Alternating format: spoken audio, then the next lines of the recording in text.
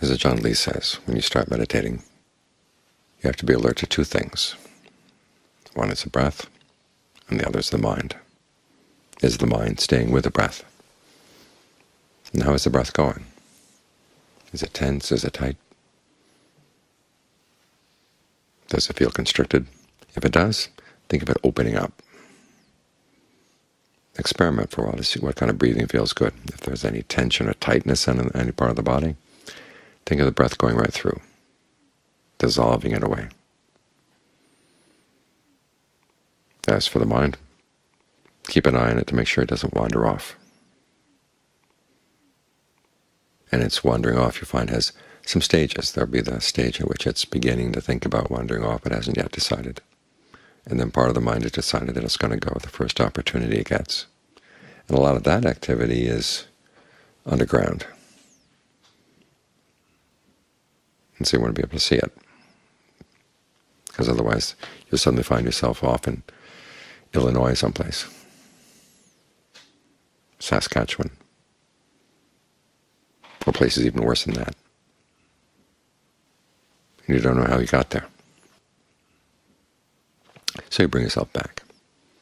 You make up your mind that the next time you're going to be a little bit more alert to the signs that let you know the mind is planning to go off. And as long as there's work to be done with the breath, you have to keep up this double focus, breath on the one side, mind on the other. Because it's actually the mind that we're trying to get here. The breath is basically bait. If you can work with the breath in a way that feels comfortable, the mind's going to be more willing to stay in the present moment. And if you can get that comfort to spread around so that the whole body feels saturated, the mind will be happy to stay here. It'll settle in. It won't be tensed up, ready to go, jumping off at the slightest pretext.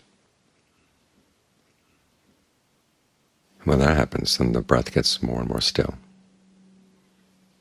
And you find it's just the stillness of the breath plus the mind. And you can focus all your attention on what's going on in the mind.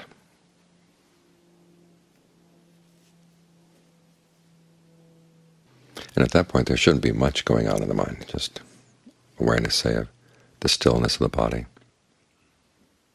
And you begin to sense the body as turning into a mist of sensations, and the sense of where the surface of the body is, or the boundary of the body is, that begins to dissolve away.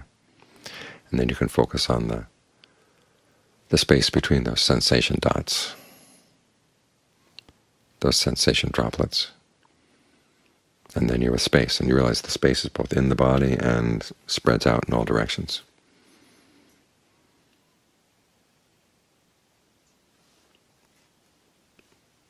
Then we can stay with that perception. You realize, okay, it is a perception that holds you there. You can shift the perception to just the knowing. What is it that knows the space? And you're looking right at awareness. Now, this awareness is conditioned, but it's the closest you're going to get to seeing the mind in and of on its own, and having a sense of your awareness being separate from other things. This is a very useful perception to have.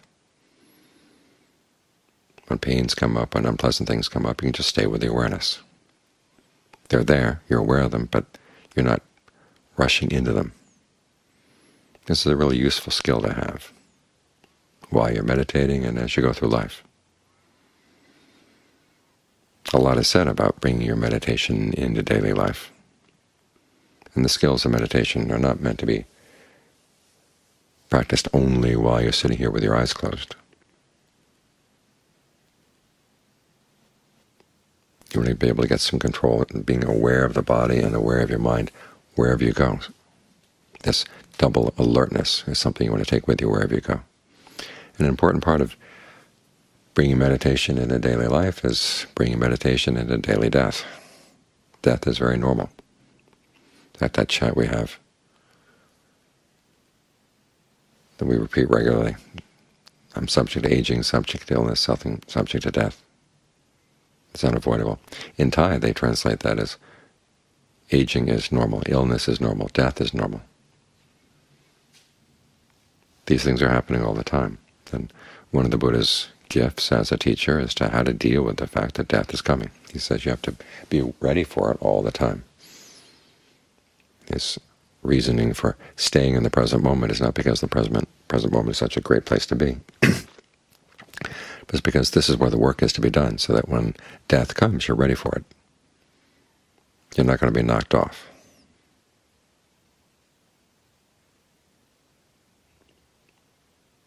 So part of bringing meditation in daily life is not just that. Remember, you're also developing the skills you need when you die. Because the Buddha realized as part of his awakening that the activity of the mind doesn't need the existence of the body in order to keep on being active. He says craving in and of itself is enough to sustain your awareness. That's an important insight, and this is why the first verse in the Dhammapada is the mind is the forerunner of all things. In other words, the mind, your awareness, is not just the side effect of physical events in the body. It's actually the mind that's driving things. Which means, of course, that when the body dies, the mind doesn't have to die. In fact, it doesn't. Its craving keeps going, going, going. It's a verse where the Buddha says, with craving as our companions, we keep on going. So at the very least, you want to have a craving that goes in the right direction. This is one of the reasons why we meditate, is to get our cravings under control, get our desires under control, because desire is an important part of the practice. If you didn't have the desire to practice, you wouldn't be here right now. You'd be off someplace else. If you didn't want to put it into suffering, you wouldn't practice. The Buddha says, okay, let's take that desire and focus in the right direction, i.e. looking at the causes for suffering, so that you want to abandon unskillful qualities and you want to give rise to skillful ones in their place. In other words, you learn how to focus on the causes.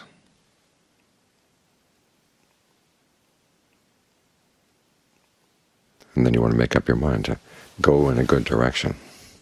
If you have to leave the body, you want to go someplace where you can still practice.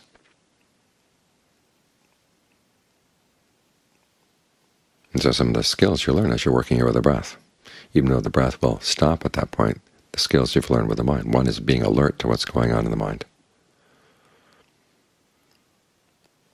Because as the breath gets more and more still, the mind opens up. It's like bringing light into the entire house. Areas that used to be down in the basement, down in the dark, running things behind the scenes. You've brought light into the basement. You can see what's happening.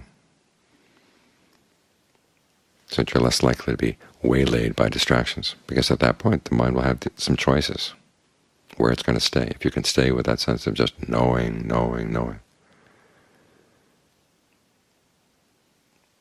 then you can look at what's coming up in the mind, the various, what the Buddha calls states of becoming, where you could go. Then you can realize, okay, some of them are not desirable. They're not going to be good for the practice.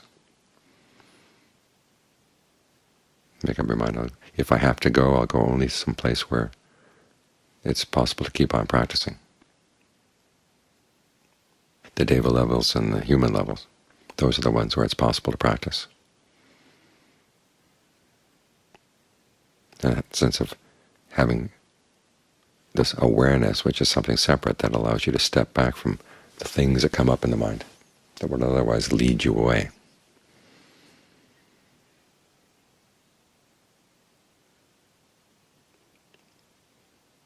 So the skills we're developing here are useful not only for getting your mind under control as you go through normal events of daily life, or the usual events of daily life, and also prepare you for the other normal event, i.e. death. And also prepare you for how you can handle aging and illness.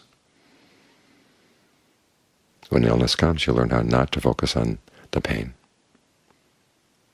This is one of the big skills you have to develop as you're focusing on the breath. Because all too often we define our sense of the body by the pains that tell us, I'm here, I'm here, I'm here.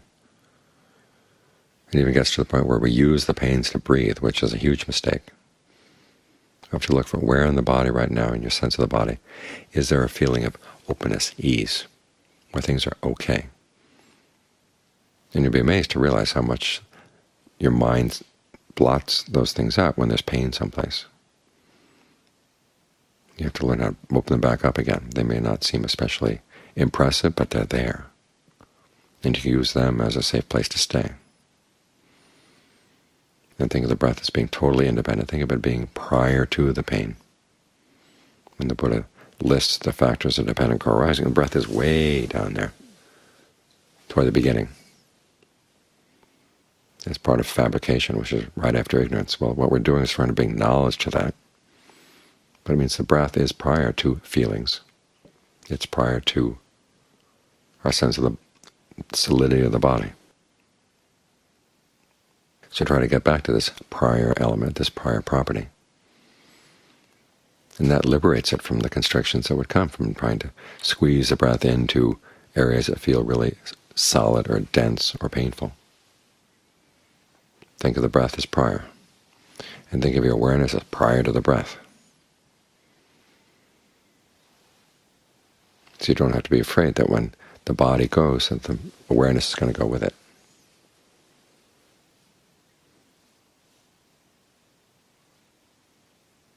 The activities of the mind, as long as there's craving, will keep on going. And when there's no craving, then everything is liberated. It goes beyond space and time entirely. But before you get to that point where there is no craving, you've got to learn how to train your cravings, which is what meditation practice is all about. We don't just follow the mind wherever it wants to go. We make up our mind we're going to stay with one thing and learn how to relate to it in a way that makes it easier and easier to stay. In this case, it's the breath. And anything else that comes up, you say, that's not what is wanted right now. This way pains can come, but you're not overwhelmed by them. The pleasure of meditation comes, and you learn how to maintain your focus. The Buddha talks about being developed, as he says, in body and mind. Being developed in body doesn't mean you go out and you lift weights. What it means is that you are able to overcome pain. In other words, pain can be there in the body, but you're not waylaid by it. And to be developed in mind means you're not overcome by pleasure. That's one of the problems when you meditate. As the breath gets more and more comfortable, so you tend to lose your focus on the breath, and it shifts over to the pleasure. But you learn how to fight that, because if you do that, then things begin to blur out. It's pleasant, it's nice, it's still. But there's not much alertness, and there's not much mindfulness. And it's alertness that you're really going to need as you go through daily life, as you go through daily death. When you're really alert to what's going on.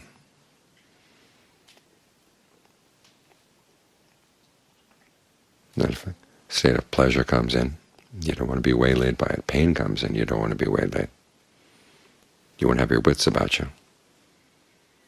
Because there are some pleasant rebirths where you don't have any opportunity to practice at all. The formless states are totally out of communication with everybody else.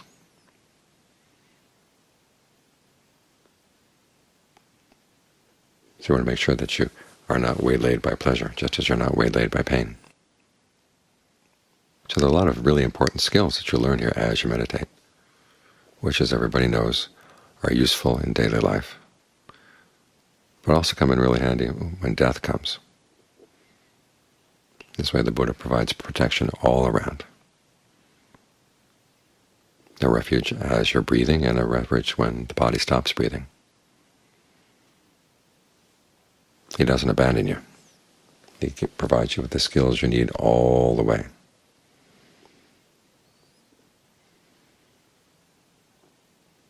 So try to bring the practice into your daily life. Get used to being with the breath. Get used to having this sense of double alertness, being with the body and also keeping track of where the mind is going.